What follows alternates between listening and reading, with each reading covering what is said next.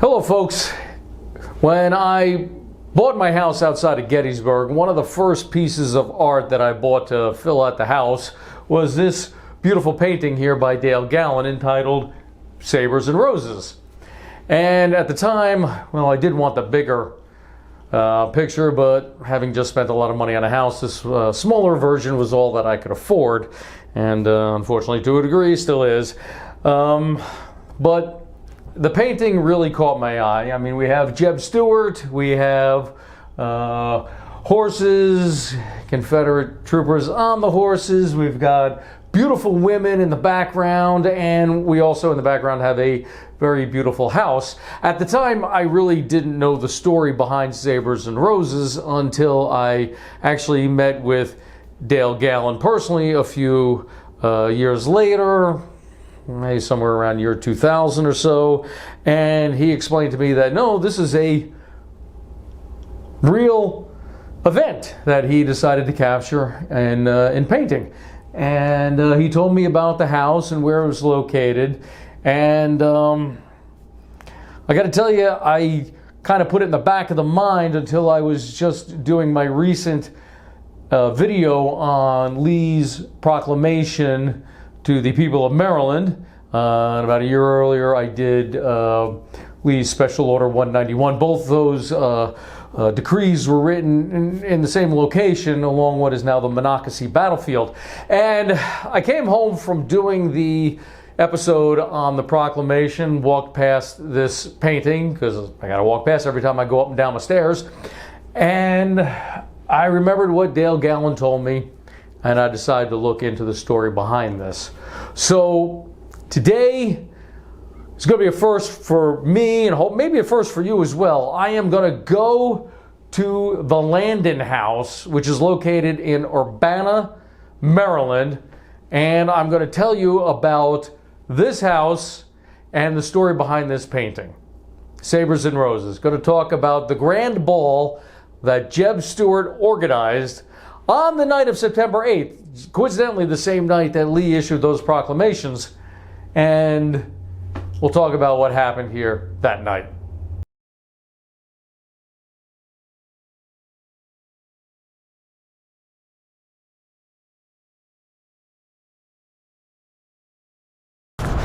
Hello, and welcome back to my channel, Civil War Reports. I am your War of the Rebellion reporter, Brian Thomas Kopak. And today we are in Urbana. I hope I'm pronouncing that correctly. You know how I am with names. Urbana, Maryland. And I am in front of a beautiful and large structure. It had many names over the years. For the purpose of this episode, we are just going to call it the Landon House. And why am I here? Why am I in front of this big, huge house that at the time of the American Civil War was functioning as a ladies' academy? Well, I'm continuing on with my series on the Antietam campaign. And as you recall, I've been to the Monocacy battlefield twice now to report on some decrees that General Robert E. Lee made on September 8th. Go back and watch the episode on the Lost Order, Special Order 191, and more recently, Lee's proclamation to the people of Maryland. Both those were issued on September 8th. That same night, a significant event took place in this building behind me. And that event was made possible by the great Cavalier, General JEB Stuart. Now, Stuart arrived here in Urbana on September 6th and established his headquarters here. And I got to tell you, just driving around briefly this morning, there is no way that Urbana looked anything like it does today in 1862. A lot of urban sprawl has taken place. Well, JEB Stuart comes to town and he's riding around and he sees this very large building. And he discovers, because it's a ladies' academy, for some reason, there's a ballroom in the east section of the building, and he decides that night that he is going to hold a grand ball. When Stuart saw this house and the ballroom inside of it, Stuart turned to Major Heroes von Broka and said, quote, "Major, what a capital place for us to give a ball in honor of our arrival in Maryland. Do you think we can manage it?" So JEB Stuart enlists the help of one of his aides, Major Heroes von Broka, B-R-O-C-K-E, German immigrant. I believe in German that would be pronounced Broka. He's a German immigrant. He speaks very rudimentary English, but he did serve as part of the Berlin Guard when he was still over in Europe, and he's basically put in charge of making this grand ball a reality. He taps the musicians from the 18th Mississippi Regimental Band, and when they come marching into town, they are met with cheers. The music is playing. It's very festive. The inside of the building will be lit by what was described as hundreds of candles. So this is quite the grand ball, and really, you got to think about it. Only JEB Stuart could think of such a thing.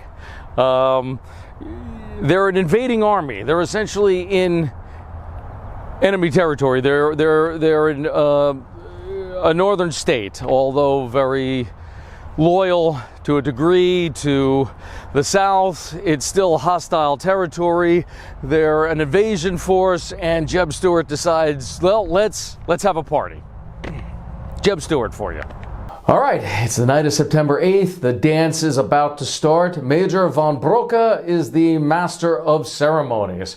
Now, I want to point out, because this is documented in several different publications, that there was a young lady there from the north who was very pro-secessionist, and I've not been able to find any photographs of her. She must have been extremely attractive, and she certainly caught the eye of Major von Broka. He's the master of ceremonies. He orders the first dance to be a polka, hoping to get a dance with the lovely New York Rebel. However, the New York Rebel informs the German immigrant that in America there's a custom that when it comes to round dances, a lady only dances those types of dances with her brother or cousins, of which Major von Broka was neither. So, being the master of ceremonies, he was able to do this. He quickly orders the band to play a different type of song, thus allowing him the honor of dancing with the New York Rebel. So the ball has started. The troopers have hung their sabers and belts up on hooks on the wall. Everybody's having a grand time until, and this is important, until an orderly comes in. He's making his way through the crowd. Everybody's having a good time. The candles are burning. It's well lit. It's a joyous time, making his way through the crowd to find General Stuart. And when he does, he delivers this message, and I quote, "The enemy, sir. They're driving in the pickets and are coming on. They're in camp. Lots of them." End quote. JEB Stuart looking to have a good time, but duty calls. The troopers grab their saber belts off the walls. The horses are getting saddled up for them. They come out, they start to mount up and head towards the sound of the battle. The women come out of the ballroom. Some of them are screaming. Off in the distance, yes, you can hear pistol shots. Later on, the pistol shots will be joined with musket fire or carbine fire, along with artillery. And the women out here begin to scream louder and louder. One of the aides for General Stuart, Captain Blackford, assures the crowd all will be okay, to calm down, not to leave. Some people do leave the ball. But he assures them everything will be all right. Please don't panic. He's met with some success. Because again, nobody was expecting a battle tonight. They were expecting a good time. JEB Stuart, the host of this ball, has ridden off to the sound of the war.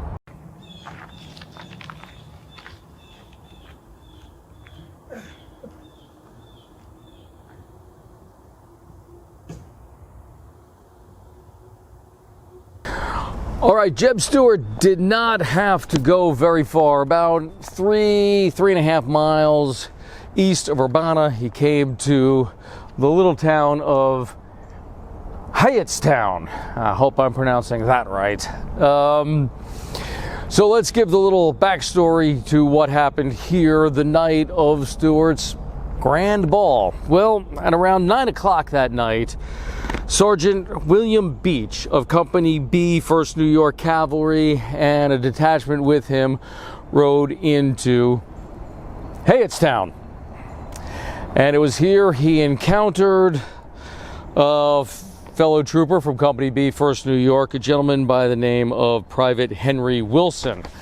Wilson rides up, he's kind of exhausted, his ammunition is spent, and he informs his sergeant that just up the hill, hidden in a cornfield, are a bunch of Confederate cavalry.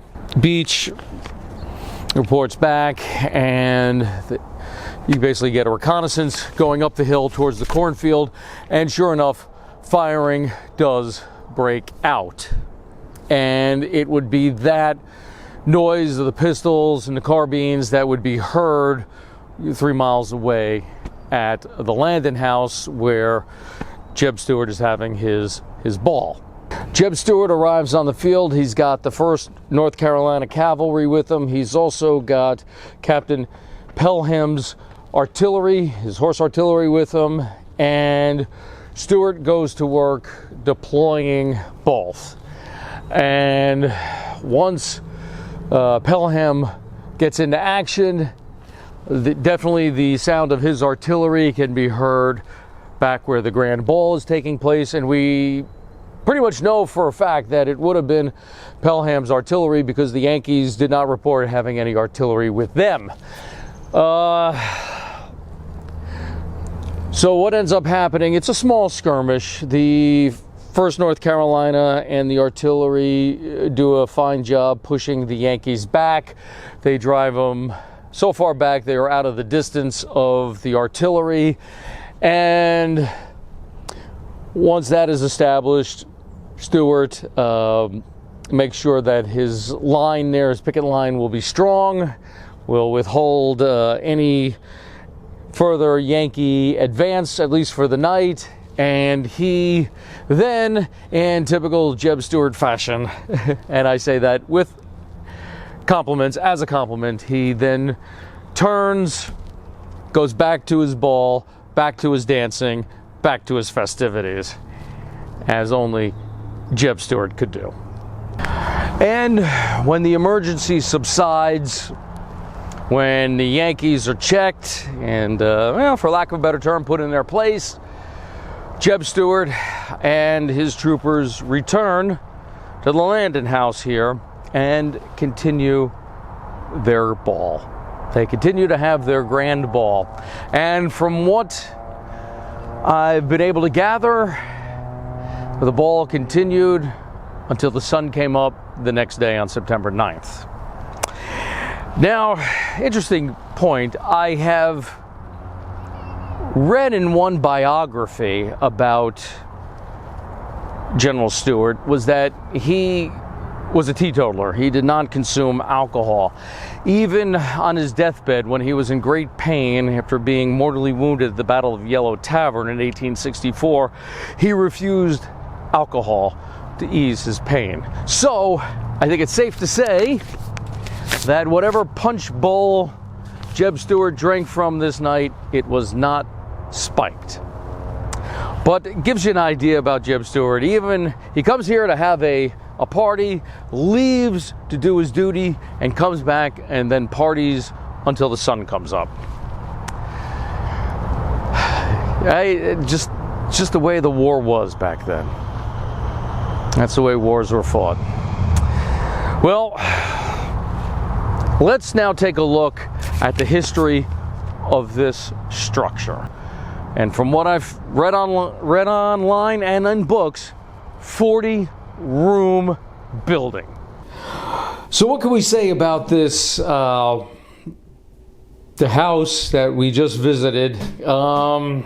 Well, first off, the internet wasn't lying when it told me that urban sprawl had worked its way right up to the house. I wasn't expecting to find such a historic home, historic building, literally surrounded on almost all sides by 3-story townhouses. There was a daycare center right next door. I was getting kind of nervous that somebody's going to call the police and say I was filming little children walking in and out of the daycare, which that was never my intention, because I didn't even know it was there. That was my first time visiting that house, and I have to say that structure was a little disappointing, the current condition it's in.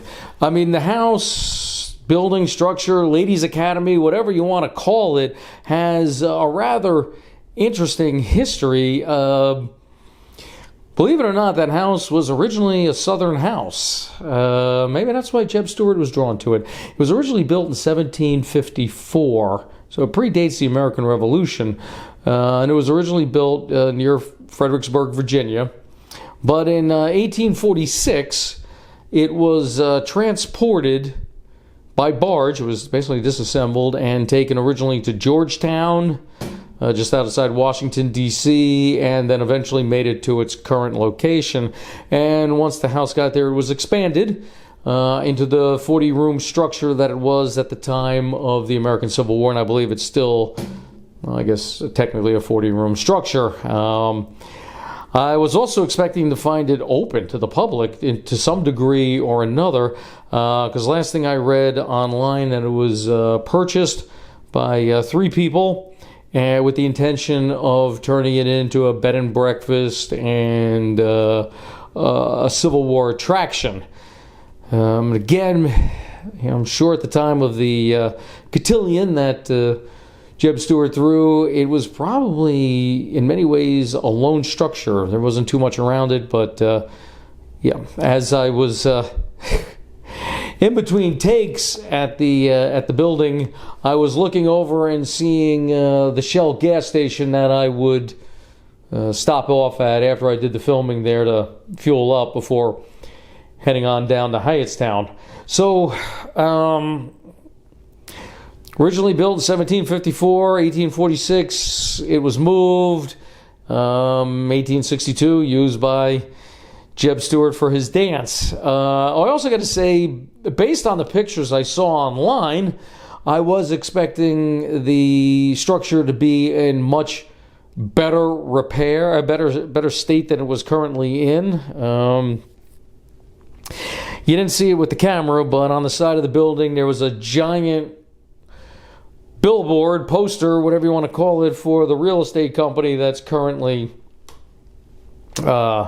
listing that building for sale. It was also sad to see all of the electrical meters popped off the building. So it's currently just sitting there. The good news is, if this is good news, in 1975 that building was listed on the National Register of Historic Places.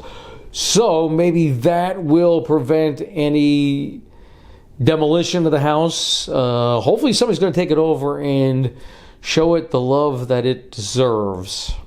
That's basically what I want to say on that. Again, very ironic that this dance took place the same day that Lee issued his Special Order 191, the famous Lost Order, and the proclamation to the people of Maryland. And I didn't realize how close I was to the Monocacy battlefield. When I left and was driving back, I took a different route, and couldn't believe how close I was to the Monocacy battlefield. So if you do visit Monocacy, maybe you want to take a ride down and visit this historic structure. I got to tell you, I at first drove past it because it is completely surrounded by urban sprawl. That's the best way to describe it. But it would be nice if some historic group or some individual with deep pockets who has a great love for American history would come along and take ownership of it and restore that structure to its original beauty. And maybe, we can go visit and see what that place would have looked like on September 8th into the morning of September 9th, 1862. I hope you enjoyed this episode. I really, it was a learning experience for me bringing it to you because I did not expect to see that structure in the condition it was, and not so much where it's located, but what's surrounding it now. So that's why I say we must do our best to try to keep the history alive. So, for Civil War Reports, I am your War of the Rebellion reporter, Brian Thomas Kopak. Until next time, thank you very much for watching.